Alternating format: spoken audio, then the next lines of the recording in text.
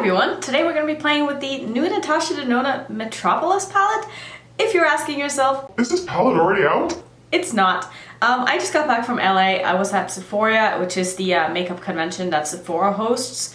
I was actually lucky enough to go to one of her masterclasses where she talked a little bit about this palette and showed this palette for the first time. This was also for sale at Sephora as a pre-launch, so that's where I ended up buying this. It's absolutely beautiful. It's got a lot of really colorful shimmers, some colorful mattes. That's one of the reasons why I was drawn to this palette, because a lot of Natasha Denona's other palettes don't have a lot of colorful mattes, and being a color lover, I really wanted to jump on this opportunity and review this palette for you guys, because I don't know what it is about me having such a soft spot for Natasha Denona products. There's just something about them that draws me in. I've said this in so many videos, but the aesthetic of her brand and just everything that she stands for and the way that she does makeup, and just there's something that just really intrigues me by the brand, and so I wanted to give this palette a go. Now this is a very expensive palette. This palette does retail for $128. It is the same palette size as the Sunset palette. If you put them like next to each other, this is my Sunset palette. It's actually like a little bit bigger, but the Sunset palette only has, I want to say, 18 shades.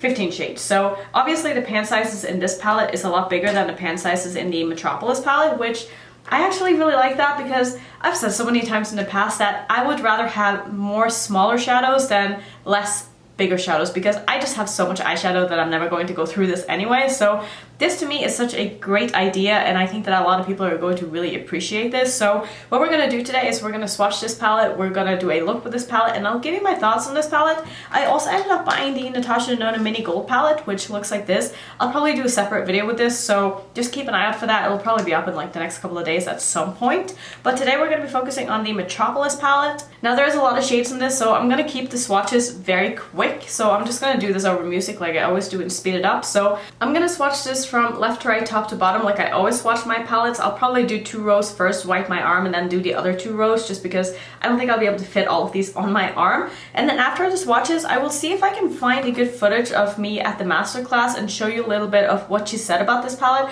I'm not sure if I was able to really get a good video of it, but if I do, we're going to do that after I'm done with the swatches. So let's just go ahead and get the swatches out of the way, because no one's really that interested in swatches anyway, but I know a lot of you guys like to see them, so let's just do this really quick.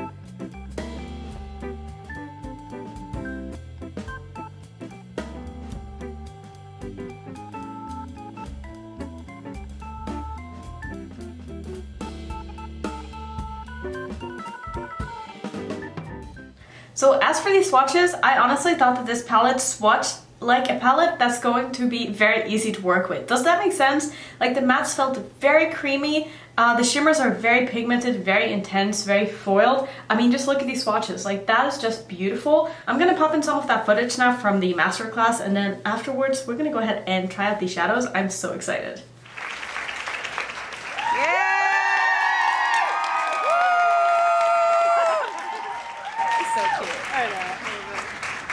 Are you guys? Is this working? Yes, it is. Yeah. Hi. Hi.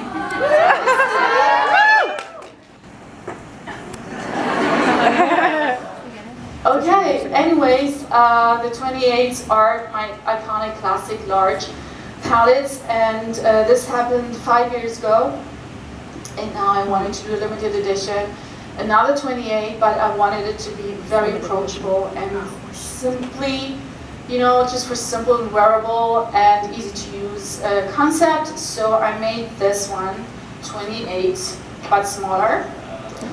And yeah, the pan size looks like the Sunrise palette. It's like the meaty size, but the quantity is like the minis, because the price point had to be really approachable. So it's like the 15 large palettes, but in 28 shades. Okay, so it's like, I think, yeah. And the concept was actually, I felt like I wanted to do metals, rusticy shades, and I'm very inspired by the kind of industrial era, or after the industrial era of New York, in the beginning of the 20th century. There's, the 20s and the 30s, they were like Art Deco style, Gatsby, like Charles a little bit. So all these like rusty bronzes, but not really warm bronzes, like really rusty, and muted greens and browns. So I'm wearing the greens of the palettes today. So I'm going to start off this eye look by priming my eyes with my Smashbox Lid Primer in Light like I always do. And I'm definitely not going to set this because I just prefer my eyeshadow primer to be a bit tacky. And that's one of the things that Natasha said in her masterclass yesterday too, which I'm not really surprised by, but she was talking about her own base, which I didn't know she had a base. And every time she said my base, I was like, what eyeshadow primer is she using? And then my friend was like, oh, she has her own. I'm like, oh. But she was saying that she likes to keep her eyeshadow primer tacky because it just helps the pigmentation of the shadows to, have something to grip onto, which totally makes sense to me. And it was really nice to just like hear her thoughts on just eyeshadow application and like just the way that she thinks about makeup in general. I really feel like we have a lot of the same views when it comes to makeup, and that makeup is supposed to be just fun and that you should experiment with makeup and just do whatever makes you happy and comfortable. So today we're gonna do, I don't know. I should have thought of that. I do want to use some of these greens though. I do want to use some of these blues. I know there's a lot of neutrals in this palette. I'm probably going to mostly focus on like the fun colors for this look at least. This is for sure a palette I'm going to do more looks with. I don't know how many. It could end up being anything between 3 and 10. Most likely 5. I think that's what I'm leaning towards, but it might take a little while because I do have a lot of new things that I bought at Sephora that I need to film with before I get around to playing more with this palette. But just know that that video is going to be coming. So this palette does have names. It comes with a little sheet like this that was attached to the palette, but I ripped it out because I don't like having these in my palette. So what I'm going to be doing just going forward is I'm going to just point at the shadow that I'm using, because honestly, the names just don't really interest me that much. And it was so funny at the class, Natasha was like, I'm sorry, I don't remember all of the names in my own palette. Which makes me feel less bad about not knowing the names in this palette because apparently it doesn't really matter. So I think what I'm going to start with is I'm going to go into this olive green matte right here.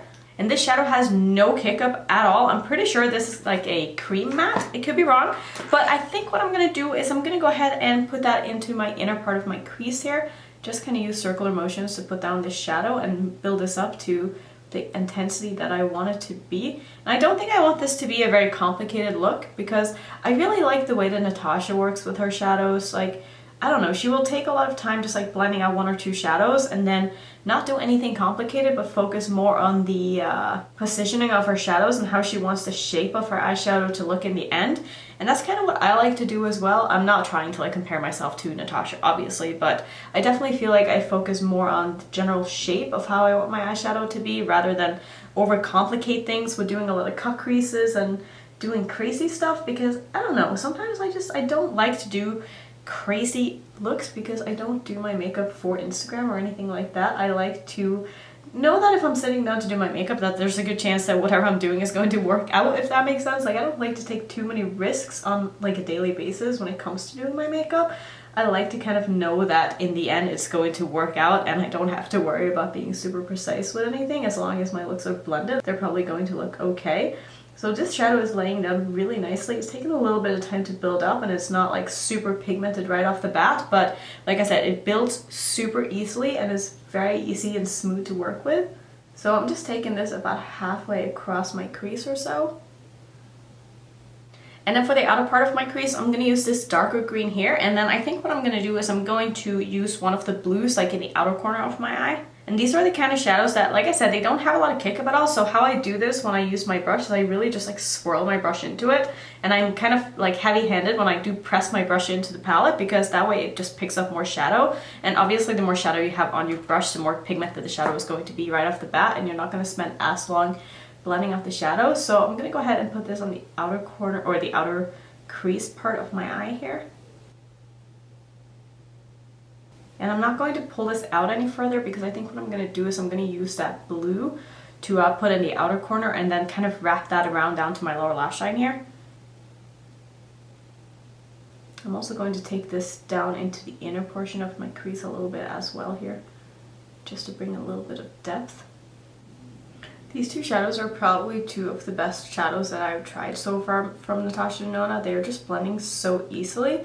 I did show you that I have the Sunset palette, but I don't really use it that much because honestly, when I bought that, I have a hair that's like so annoying. I didn't really know what my makeup aesthetic was, and I've realized that those kind of warm tone neutrals just aren't really my thing, and so that palette doesn't get a lot of use, and so I wouldn't probably even be able to review that properly if I wanted to, because I haven't played with it as much as I would like to. So I'm really excited to really dig into this palette and like figure out what it is that her formula is really about, because like I said, I have her palette, but I just feel like I need to understand it better to really see where she's coming from with this. So I think where I'm gonna go next is I'm gonna go into the darkest of the mattes in this palette, which is a very, very dark blue. Again, no kick up at all. I'm swirling my brush in here and I'm picking up a lot of product, but there's like no kick up. And I'm gonna be putting that on the outer part of my eye here, like the outer corner of my eye, as well as blend it into my crease. And I'm also gonna go ahead and just wing this out a little bit using the blue, as well as wrapping it down to my lower lash line. And this is like a beautiful teal. I was actually expecting this to be more blue than it is, but I really like the shade of that. That's beautiful. These are just performing and blending so nicely. I'm almost a little bit blown away. Like, I was expecting them to be good, obviously, but like, you know, sometimes when you're just trying new shadows and they just do exactly what you want them to do and you're almost surprised, even though you know they're supposed to do what they're supposed to do. That probably didn't make any sense, but I hope you know what I mean. Like, sometimes shadows just work almost too good in a way, and then you're just kind of surprised, because not all shadows do that. So now that we have like the general crease work done, I'm gonna go in with some of the shimmers here. I'm just gonna blend a little bit more with that blue. I'm not sure exactly what I want to use, but like I obviously want to use a lot because they're all so pretty. So I do think I'm gonna start by taking one of the blue shades. So I'm gonna probably use this one, I think. This is like the brightest of the blues. Now, Natasha likes to use her fingers. I'm not a finger person when it comes to shadows, so I'm gonna use a brush. I'm gonna spray this with some Fix Plus though, just to make sure I don't get any fallout with this. And I'm gonna first start by placing that in the middle of my lid. Oh my god, it's so beautiful. Oh, I just love me a good blue shimmer. I know every time I put a blue shimmer on my lid, I just have like, you know, that face, but it's just because I love these kind of blues. They're just so pretty. And I do want this to be a very seamless look, so I'm not going to do a cut crease or anything. I'm just going to kind of fade this into both my crease and my outer corner here by using tapping motions.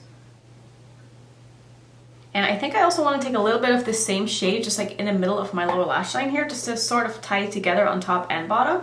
I'm just going to switch to a smaller brush here. This is my Morphe M149. It's great for doing like little detail work on either your lower lash line or your inner corner. And I'm just going to place that like right in the middle of my lower lash line. Basically where I have it on top, just on the bottom. And then I think I'm just going to use one more shade for the rest of my lid here, or for the rest of my eye, and I'm going to go into the gold shade because this is just so beautiful. I love having like a yellowy gold in my inner corner. So I'm basically just going to pop that in the rest where I don't have any shadow yet. I'm going to also wrap it down to my lower lash line. I thought about doing like an extra pop like right here with something else, but I can't really think of anything that's like jumping out at me that I want to use. So I'm just going to take that shadow and put on the rest of the blank space.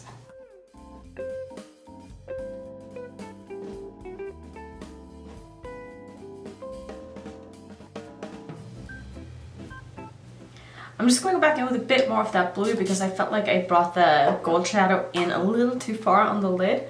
And I just think that these are going to mix together really nicely too and make a bit of a green here in the transition.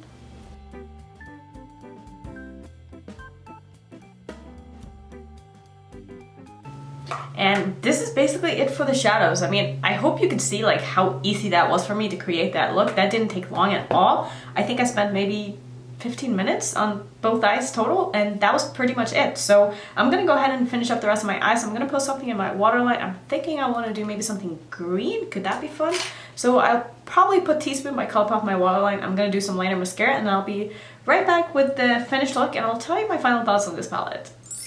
So here's the look all complete. I absolutely love this look, and somehow I ended up like accidentally matching. I feel like I do that a lot. Like sometimes I'll put something on not knowing what I want to do with my look, and then I somehow like unconsciously end up matching my makeup to my outfit. Sometimes it doesn't happen that way, other times I have to change, but that's just how it goes. But today is definitely one of those matchy days and I kind of like it. For lips, I used the Wet n Wild Mega Last Liquid Catsuit High Shine Lipstick.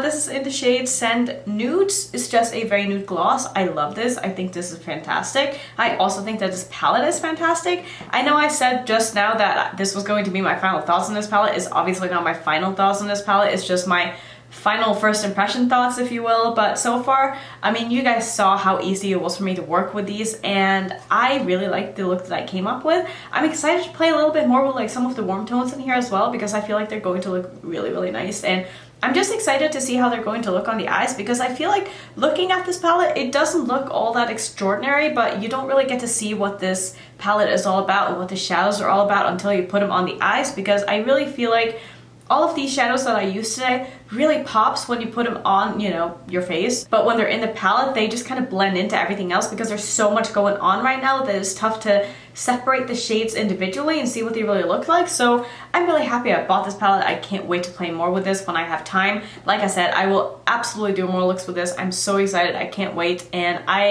I'm so happy I picked this up. Unfortunately though, this palette is a limited edition. I know I forgot to say that in the intro, but it is limited edition, but I feel like it's going to be around for a while, at least until like after Christmas, because I think this is like her holiday release, so I'm not really sure. It might even end up being a permanent palette in her line. Who knows? But for now, I'm really happy that I have this palette. Are you interested in getting this palette? How do you feel about the Natasha Denona price range? Do you feel like it's like too much, you know, because I definitely agree. I mean, I do think that the price point is very, very high, and I do think that with these palettes, you are definitely paying for the name and for the experience of having a luxury item in your collection.